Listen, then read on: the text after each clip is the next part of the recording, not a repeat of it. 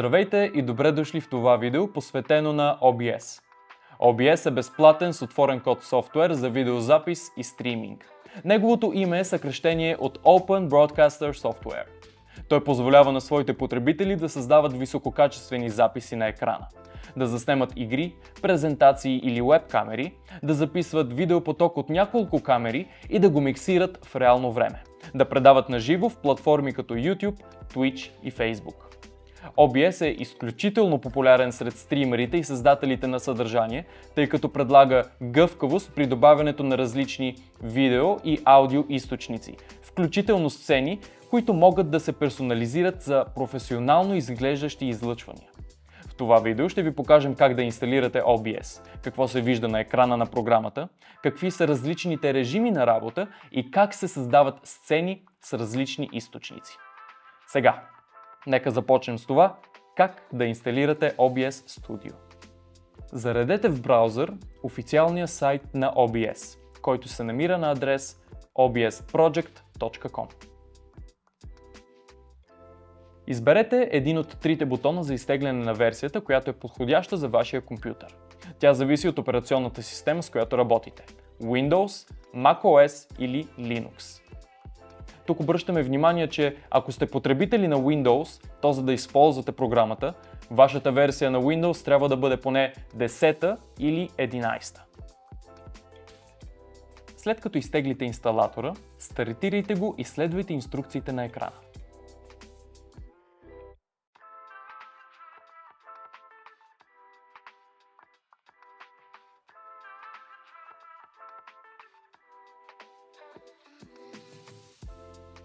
Инсталацията е бърза и лесна.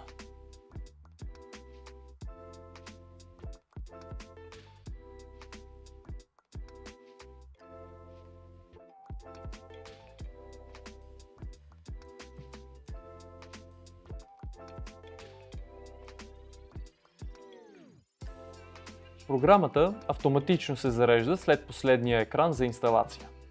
Появява се прозорец, в който трябва да определите как ще използвате програмата.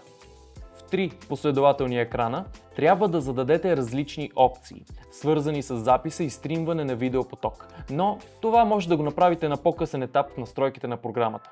Затова може да изберете бутона Cancel и така да не задавате тези опции сега. Изберете бутона Close, за да затворите прозореца с информацията за новостите в програмата, след като сте се запознали с тях. Екранът на OBS съдържа няколко основни части. Превю. Тук виждате какво ще се записва или показва на живо в стриминга. Scenes. Тук се създават сцените, които могат да се сменят и по този начин се прави монтаж на живо. Sources. Тук се добавят източници на всяка една сцена. Те могат да бъдат видео от камера, от екрана, графични изображения и други. Audio Mixer. Тук се контролира звука от различни източници. Scene Transitions. Тук се определя как ще се прави преходът между отделните сцени. Controls. Тук се намират основните контроли за стартиране на запис или стриминг. В програмата могат да бъдат вкарани различни източници. Те могат да бъдат видеопоток от веб камера на компютъра, от дигитална камера, която е свързана с компютъра, екрана на някоя програма или игра, графични изображения, видеоклипове, текст и други. Ето как става това. В панела Source се избира бутона плюс. Посочва се типа на източника, в случая имидж за предварително подготвена картинка. В появилия се прозорец се задава име, с което по-лесно да отличаваме източника. Например, начален екран. След избор на бутона OK в появилия се прозорец, в полето Image File с бутона Browse се избира изображението, което трябва да се зареди. С бутона OK се затваря помощния прозорец. Когато източникът, който е вкаран в сцената, е с размери по-малки от зададения размер на прозореца Preview, той се разполага в горния ляв ъгъл. Вие можете да го преместите на произволно място или да го преоразмерите, така че да заеме целия екран. Ето как става това. С влачене на мишката, източникът може да се премества на произволно място. С всеки един от водачите на 4-те краища може да се променя неговия размер, като това става пропорционално.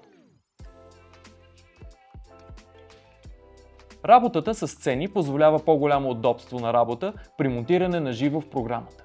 По този начин може отделните източници да бъдат в отделни сцени и след това само да се превключва между сцените.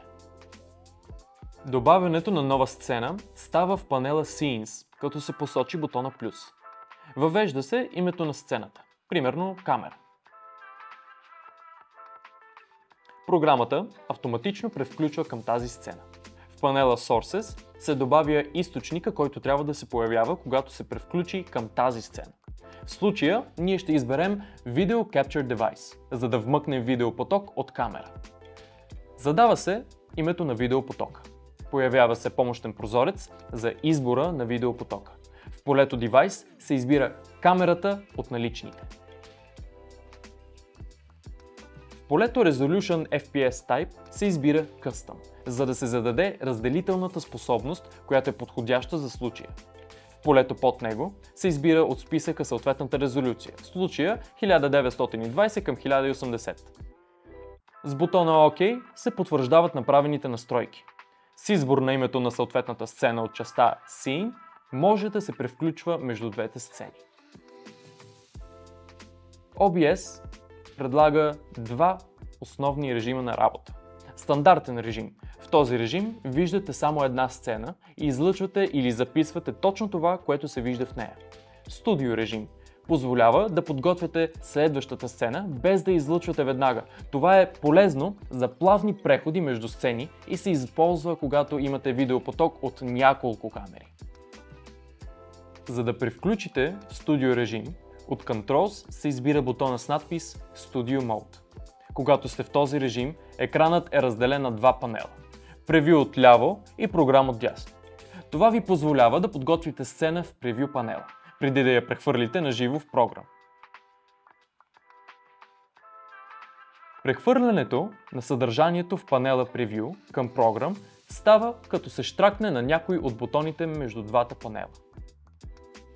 Те позволяват по различни начини да се сменя на съдържанието в панела програм. За да се върнете в стандартен режим, отново се щраква върху същия бутон Studio Mode.